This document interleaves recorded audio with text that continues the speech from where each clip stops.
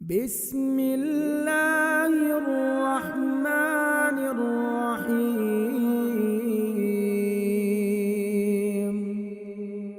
یا مقلب القلوب ثبت قلبی علی دینک۔ السلام علیکم ورحمۃ اللہ وبرکاتہ۔ آج سبق نمبر 8 انشاءاللہ ہم پڑھیں گے مورب اور مبنی کے بارے میں۔ ہم نے پچھلے جو اسباق ہیں ان میں ہم نے اسم کی مختلف اقسام پڑھی کہ اس کے اعراب کو کیا کہتے ہیں اور خاص اسم کون سا ہوتا ہے، عام اسم کون سا ہوتا ہے۔ تو آج انشاءاللہ جو ہے وہ ہم پڑھیں گے کہ اسم مورب اور مبنی وہ کیسا ہوتا ہے۔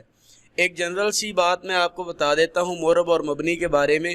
مورب اعراب سے نکلا ہے، ٹھیک ہے، اور مبنی بنا سے نکلا ہے۔ اعراب کا مطلب ہے کہ وہ چیز جو بدلتی رہے آخر پہ زبر زیر پیش، اور مبنی بنا یعنی کہ ایسی چیز جو نہ بدل سکے وہ بالکل مبنی ہے، یعنی کہ وہ بدل ہی نہیں سکتی۔ تو یہ کنسیپٹ ہے اس سبق کا۔ تو آئیے دیکھتے ہیں کہ مورب اسم کون سا ہوتا ہے۔ تو وہ اسم جس کے آخر پر اعراب بدلتا ہو اسے مورب کہتے ہیں، ٹھیک ہے۔ اور مورب کی آگے پھر دو اقسام آ جاتی ہیں، ایک منصرف ہے اور دوسری غیر منصرف ہے۔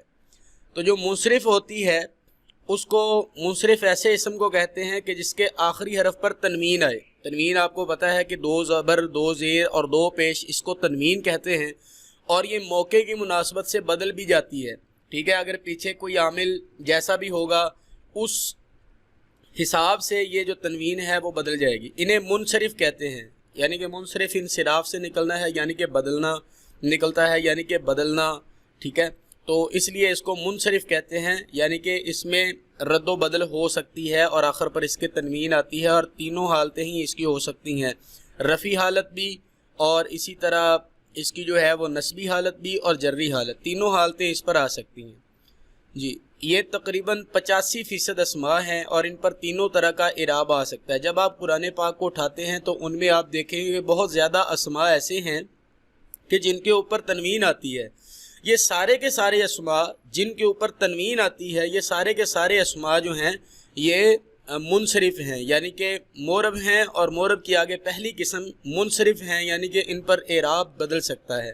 مثلا زیدن زیدن زیدن، قرآنن قرآن قرآن، کتابن کتابن کتابن۔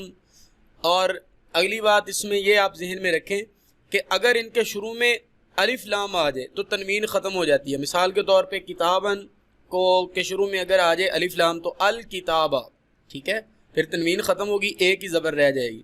اگر کتابن کے شروع میں ال آ جائے تو کیا رہ جائے گا؟ الکتابی، یعنی کہ تنوین ختم ہو گئی، دو زیریں ختم ہوگی، ایک زیر رہے گی۔ کتاب ان کے شروع میں لگائیں ال، کیا رہ جائے گا؟ الکتابو، تنوین ختم ہو گئی۔ تو یہ تھا منصرف۔ اب غیر منصرف کی طرف آتے ہیں، یہ بھی مورب کی قسم ہے، یعنی کہ ایسے اسماء جن کے آخر کا جو اعراب ہے یا ان کی جو حالت ہے وہ بدلتی رہتی ہے لفظوں میں۔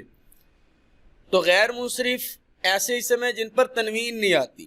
منصرف کی مورب کی پہلی قسم ہے منصرف جس پر تنوین آتی ہے، اور غیر منصرف وہ ہیں جن پر تنوین نہیں آتی بلکہ صرف زبر یا پیش آتی ہے، اور ان پر کسی بھی حالت میں زیر نہیں آ سکتی سوائے ایک حالت کے، وہ آگے میں آپ کو بتاتا ہوں ابھی۔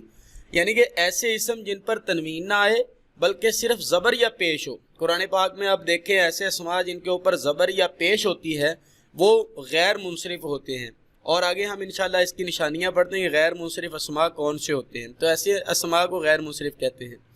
اگر ان کے شروع میں ال آ جائے، الف لام آ جائے تو پھر زیر آ سکتی ہے، یعنی کہ میجر ان کا مین تعریف کیا ہے کہ یہ ان پر صرف زبر یا پیش آتی ہے عام حالت میں، لیکن اگر ان کے شروع میں ال آ جائے تو پھر ان کے نیچے زیر بھی آ سکتی ہے آخر میں۔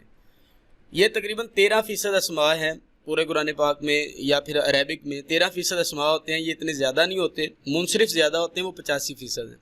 مثلا حالت رفع، حالت نصب اور حالت جر، یہ 3 حالتیں ہو سکتی ہیں کسی بھی اسم کی۔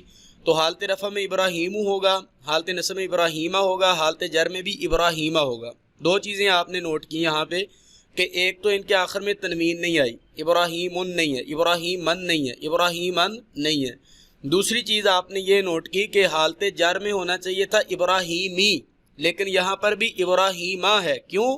کیونکہ یہ غیر منصرف ہیں. اور ان کی نشانیاں کیا ہیں یہ آگے ہم چل کے پڑھتے ہیں. دوسری مثال دیکھیں، عثمان، عثمانہ، عثمانہ، زینب، زینبہ، زینبہ. جی یہ جو ہے جو اگلے سبق میں ہم انشاءاللہ غیر منصرف جو اسماء ہیں ان کی اقسام کو ڈسکس کریں گے. تو یہاں تک انشاءاللہ ہم اپنے ویڈیو کو اینڈ کرتے ہیں. ملتے ہیں اگلی ویڈیو میں. السلام علیکم ورحمۃ اللہ وبرکاتہ.